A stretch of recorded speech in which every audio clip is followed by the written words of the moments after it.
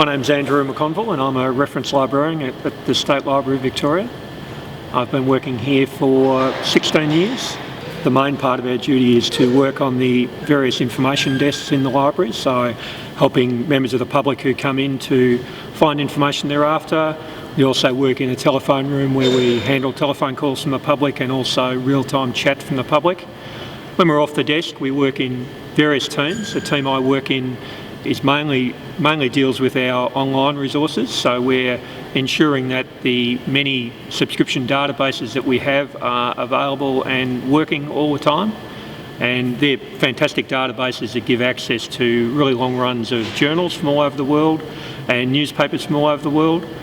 All of us also do reference and research work outside of the desk time when people ask us questions that we can't deal with immediately, or people can send us questions and we can then do a bit of research for them and give them a bit of help with their research. I think the most unusual aspect about working here is that it is a unique institution within Victoria, and I think the things that most of us find most beguiling about the library is the collection, and it's not just that it's a collection of extensive research and reference materials. It's also that it's been collected over 150 years and there's a lot of really strange and unusual and unique items within that, and often you're surprised by what interests other people have and also surprised by the amount of information we tend to have on those interests, no matter how obscure they are.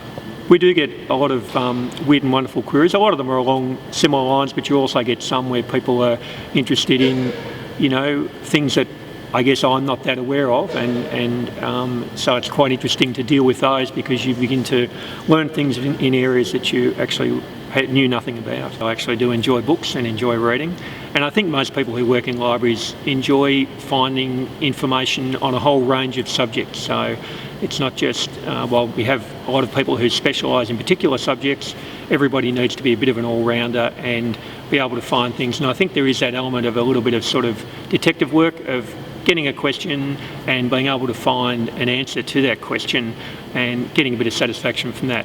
Probably my favourite collection items come from the Keith Jack collection, which is a collection of Antarctic diaries and photographs that came out of the Imperial Trans-Antarctic expedition from 1914 to 1917.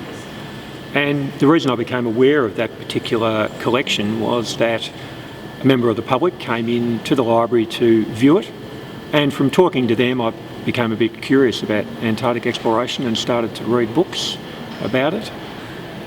It's an area where the library is particularly strong. We hold vast amounts of published first-hand accounts of expeditions over the last 230 years.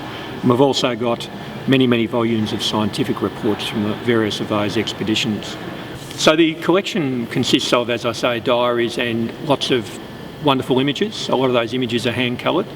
There's a particular one that I've picked out which is called Bison Peyton, Last Man to Leave, and I've picked it out for a few reasons. Firstly, it's a lovely hand-coloured image. It's got James Peyton, the ship's bosun, in the distance, just strolling along the sea ice as though he's off to, catch a bus or on his way to work. And in the foreground there's the Aurora, the ship, which is a steam yacht, so it had a coal-fired engine, but it also was fully rigged and travelled under sail for a lot of the time. It had initially been a whaling and sealing ship in the Arctic. It had been purchased by Douglas Mawson for his Australian Antarctic expedition, which we're commemorating the centenary of at the moment. And during that expedition it made 3 return trips to the Antarctic and also was involved in a lot of surveying of coastline that no one had ever seen before. It was then sold to Shackleton for the Ross Sea party. There's quite a poignancy to it. When Aurora returned to New South Wales, it was sold and used as a cargo vessel, and James Peyton stayed with the vessel as the bosun. And in June 1917 it headed off from Sydney with a load of coal for Chile, and it disappeared and was never seen again. So poor old James Peyton lost his life, as did all the other crew of the Aurora. The only thing that was ever found of it was a lifebuoy that was marked SY Aurora, which is Steam Yacht Aurora, and ITAE, Imperial Trans-Antarctic Expedition. So I've been working here for about 15 years, and that has actually been a very interesting time. When I started here, the library was a bit run down and was still sharing a lot of the space with the museum. The museum subsequently left and we took over the entire collection of buildings, and they've all been restored and redeveloped. So I've been here right through that process. It's also been a period when libraries have changed enormously. I mean, I often think you could take a librarian from the 1850s and pop them in the library in 1990 and they'd cope pretty well.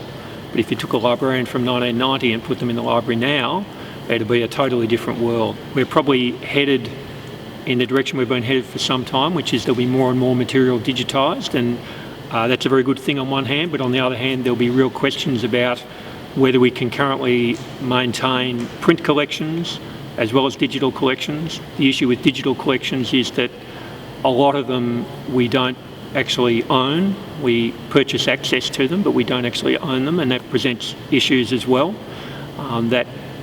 Access can end any time. They're purchased through private organisations and they can change, they can disappear. So I think there's a lot of issues about the continuity of digital material.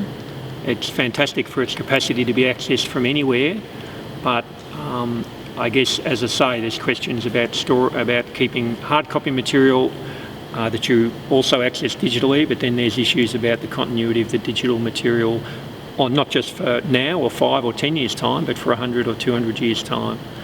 And I think if you think about the way we accessed material 20 years ago, you know, some of the electronic items that we purchased then are unusable now just because technology's changed. And I think there's a lot of issues that the library are dealing with to do with the way that the world is changing so rapidly and the type of storage of information is changing.